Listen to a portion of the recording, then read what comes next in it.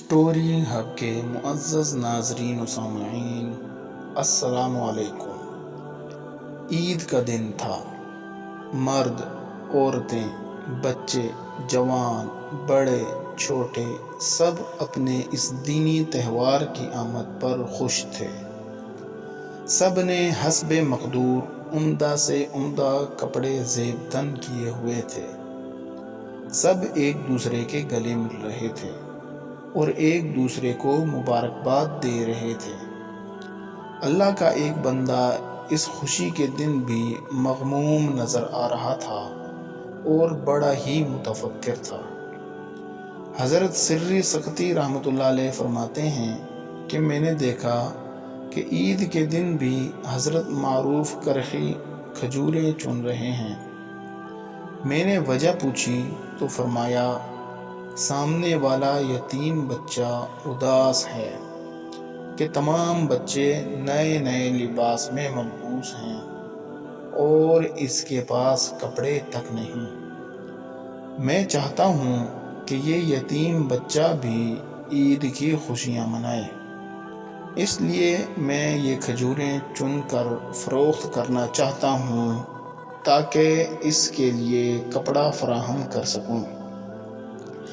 حضرت سری سکتی رحمۃ اللہ علیہ نے عرض کیا کہ یہ کام تو میں بھی انجام دے سکتا ہوں، آپ کیوں زحمت فرماتے ہیں؟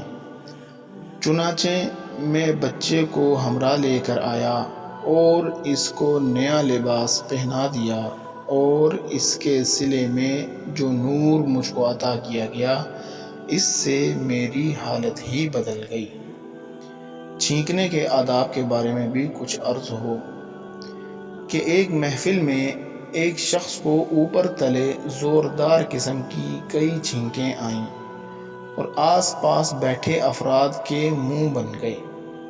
ہم نے سوچا کہیں ایسا نہ ہو کہ کسی محفل میں آپ کی وجہ سے دوسروں کے منہ بن جائیں، لہذا چھینکنے اور تھوکنے کے آداب آپ صلی اللہ علیہ وسلم سے ہی کیوں نہ سیکھ لیے جائیں۔ جی ہاں، نبی رحمت صلی اللہ علیہ وسلم نے چھینکنے اور تھوکنے کے بھی آداب بتائے ہیں، اور کیوں نہ بتاتے۔ آپ صلی اللہ علیہ وسلم تو اپنی امت پر ایک ماں سے نہ جانے کتنے درجے زیادہ مہربان تھے۔ حضرت ابو ہریرہ رضی اللہ تعالی عنہ فرماتے ہیں کہ رسول اللہ صلی اللہ علیہ وسلم جب چھینکتے تو منہ اور ناک پر ہاتھ یا کپڑا رکھ لیتے تھے، آواز کو کم سے کم کر لیتے تھے۔ جدید تحقیقات سے معلوم ہوا ہے کہ بہت سے امراض کھانسی اور چھینک سے دوسروں میں منتقل ہو جاتے ہیں۔ ایک چھینک میں ایک سیکنڈ کے اندر 11 لاکھ کے قریب ذرات ہوا میں پھیل جاتے ہیں۔ ان ذرات میں جراثیمی نو آبادیات یعنی کالونیاں قائم کرنے کی صلاحیت ہوتی ہے۔ یہ ذرات 12 سے آدھے گھنٹے تک پھیلنے کی صلاحیت رکھتے ہیں، آدھے گھنٹے تک فضا میں تیرتے رہتے ہیں۔ اس طرح ان میں انفلوئنزا، بچوں میں چیچک، خسرہ، خناق، وبائی، کالی کھانسی، نمونیا اور دق کے جراثیم شامل ہو کر امراض پیدا کرنے کا سبب بن سکتے ہیں۔ برملا چھینکیں مارنے کی طرح سر عام تھوکنا اور جگہ جگہ ناک صاف کرنا بھی اچھی بات نہیں۔ مطلب یہ کہ یہ حکم ہر جگہ کے لیے ہے۔ بہت سے موذی امراض مثلاً دق اور سل وغیرہ تھوک کے ذریعے ہی پھیلتے ہیں، لہذا تھوکنے میں بھی احتیاط کریں، ادھر ادھر نہ تھوکتے پھریں۔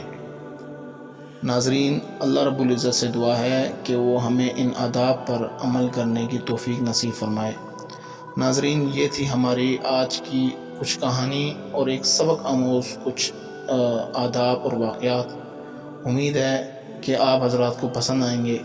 اگر آپ کو ہماری یہ ویڈیو پسند آئے تو اسے لائک کریں، شیئر کریں اور چینل کو سبسکرائب کرنا مت بھولیے گا تاکہ ہر نئی آنے والی کہانی کا نوٹیفیکیشن آپ کو بر وقت مل سکے۔ شکریہ۔ السلام علیکم۔